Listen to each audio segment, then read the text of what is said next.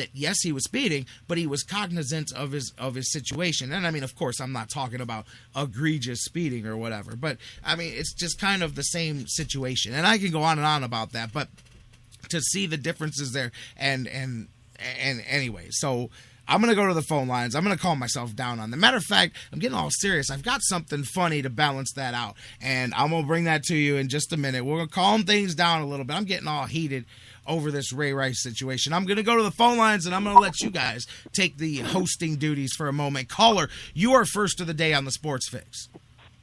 J-Rock, how you doing, brother? It's your boy, Ronnie Rotten. Hey, how's it going, brother? Man, I'll tell you what, I seen the headline this morning about Ray Rice, and I'm in full agreement with you. I don't understand how you can knock a woman out, fiance, girlfriend, wife, random hooker, I don't care who it is. You can knock a girl out in the elevator, drag her out lifeless, where witnesses have seen this, and you get only a 2-game suspension. But you got a player who smokes marijuana, which, by the way, from what everything has been told to us growing up our whole life, says it ruins you and it's horrible for you. But yet Michael Phelps can win, 7 gold medals on it in 1 year? Is that what it was, right? I'm sorry. I mean, so I don't understand how you could suspend someone for harming their own body, quote-unquote harming your own body.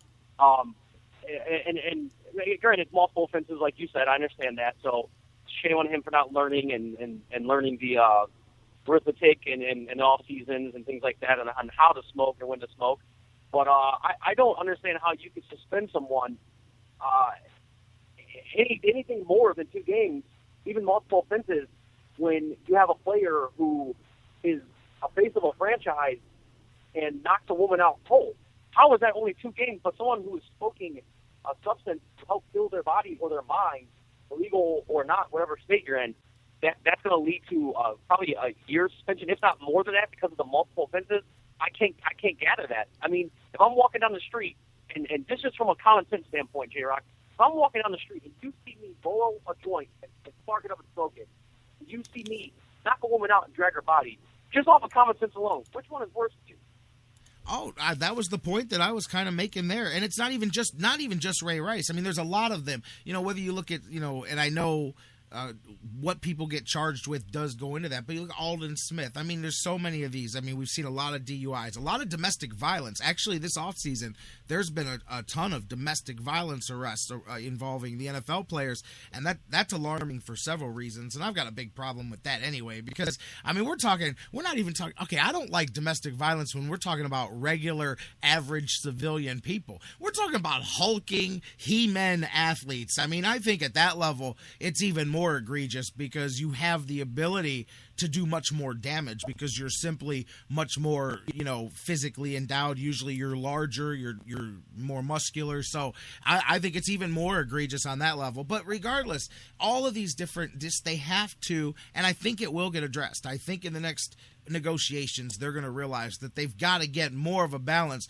because there's people scratching their heads. Even conservatives that don't agree with smoking marijuana are going, man, something's not right about that. And again, I'm not even talking about being smart enough to pass the drug test. I was making that point, but I mean, hell, the average NFL career lasts less than really the average career is like less than 5 years. I think it's 4 years or something like that. Yeah. But even the star players that last a long time, you're not going to be in the league for more than a decade. So even if you have to not partake for 4 years, 5 years, 6 years, whatever it is, you're rich. You can smoke until you're as high as the Alibaba. You know what I mean? Like for the rest of your life. I have a hard time having sympathy for somebody that can't go, man, I love to smoke, but I love to make $3 million to catch a football, and I'll be able to buy a lot of weed when I'm done playing football, But damn filled after that point. I mean, that's kind of my point. I don't understand why, even if they do think they could beat the system, which they do, it happens, but I don't understand why you would give up that kind of money, especially, you get popped, okay, shame on me, I need to stop, I'm going to lose my money. But, you keep doing it, it's like you're begging for it. But I still can't justify, domestic violence cases, it is what it is. You have to find out at the end of the day, truly what happened. I just saw personal friends of mine alone. I've heard cases where girls say that, they hit them and then they don't, and it goes to court, and I was just mad and said he hit me. Well, that's all well and fine, but until the court rules that, finds that out, I understand the NFL can't suspensions out.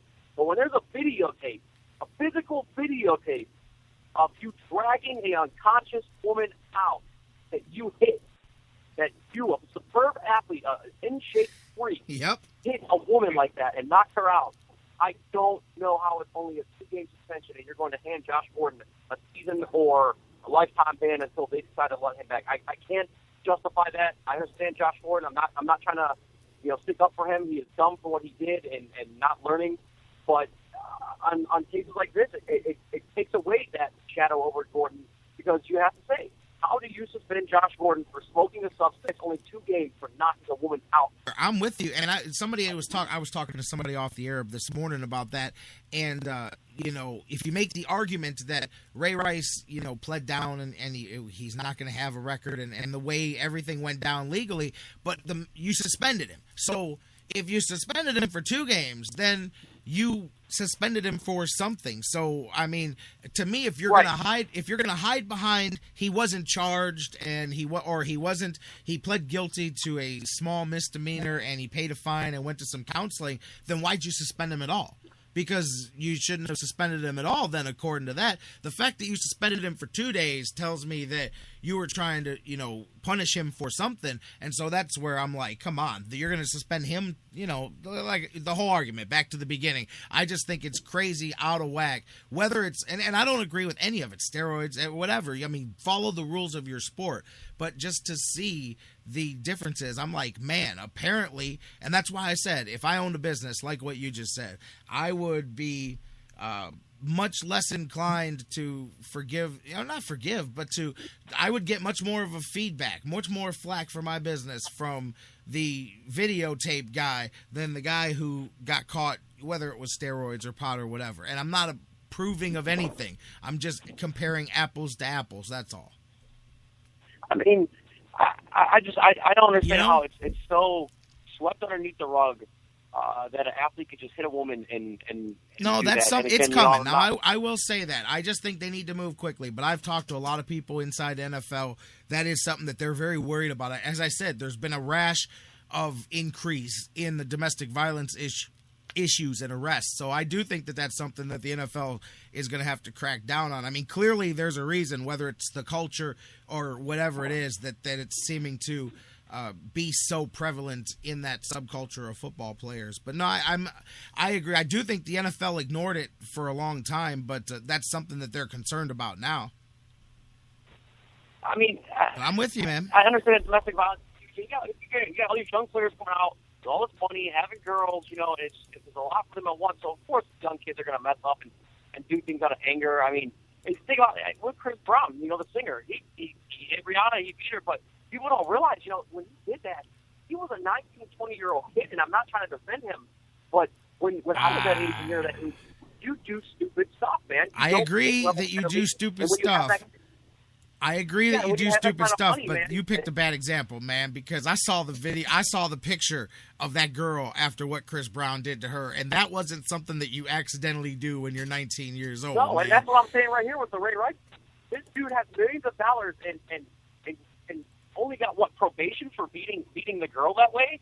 Well, they were slick too. Did you notice? You noticed the day after he got indicted, they went and got married so that they wouldn't have to worry about him her testifying against each other or anything like that. They were slick about the whole thing, bro. And that's one of the reasons why the charges turn out the way they do too, because it becomes a lot harder to prosecute when now your victim has gotten married to the accuser and all of a sudden is no longer as willing to tell you the same story that she did on night number one.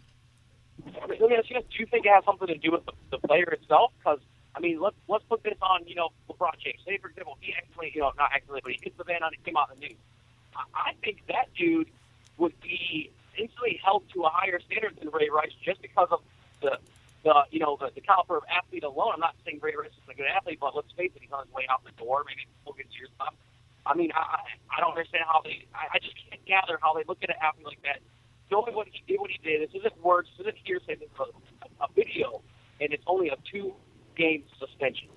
How about Greg Hardy? I can't get it. How How about Greg Hardy? We were just talking about him the other day. I read some of the excerpts from his trial on the air the other day about the guns and the assault and all of that with the woman and the stuff that came out of that trial. The first line from the girl was, I walked into his house and the first thing I thought was, man, he has so many guns, you know? And I'm like, whatever. But, you know, long story short, man, it's something that the NFL has to get a hold of and address, whether you're talking about the issue of violence and the inequity of these suspensions as well. My man, I got to move on. Anything else? No, just thinking maybe real quick that there should be maybe just a common sense rule placed inside of basketball and football, any sport alone, period, man, where, you know, again, it comes to something like this where you look at a player who knocked out a girl and a player who smoked some pot, man, and there needs to be a common sense judgment there on Gisele's part, and that's in all sports, and there's got to be a common sense judgment, and that's pretty much it, Gerard. Not just in sports, in the world. There needs to be a common sense rule in the world, but unfortunately, in the world we live in, there's no more common sense left, man. Right. I mean, if you have the common sense where you'd see me walking a J down the street, my own, or smoking a J on down the street in my own business, you're not going to do nothing. But you see me beating a girl, you're going to step up. That's common sense. That needs to be placed in everything, man. So, you know, it is what it is. Hopefully, we hear about Gordon's suspension. You said, August 1st we're going to have that meeting, right? That's when he has the appeal, yeah. So right after that, we'll know what's up. Awesome, man. Well, hey, you have a good day, J-Rock. All the listeners out there, have a good day. Appreciate the time and the phone call, brother.